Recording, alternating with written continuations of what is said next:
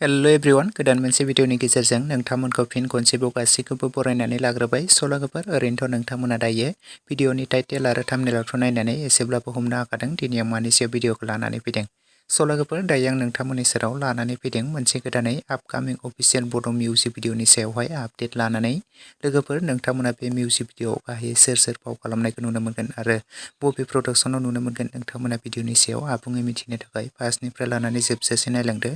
लोगोफोर बे मोनसे गोदानै फैनो गोनां आपकामिं अफिशियेल बड' मिउजिक भिडिअनि टाइटेल आरो थाम्बनेलनि मुङानो जादों नोंनि अननाय मोननानै।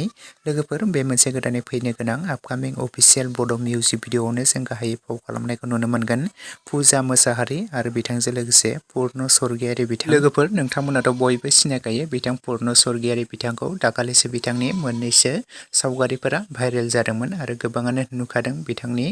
लोगोफोर बिथांनिनो पुजा मोसाहारिजों फाव खालामनायाव मोनसे गोदानै फैनो गोनां आपकामिं अफिशियेल बड' मिउजिक भिडिअआ थाबैनो फैगासिनो दङ।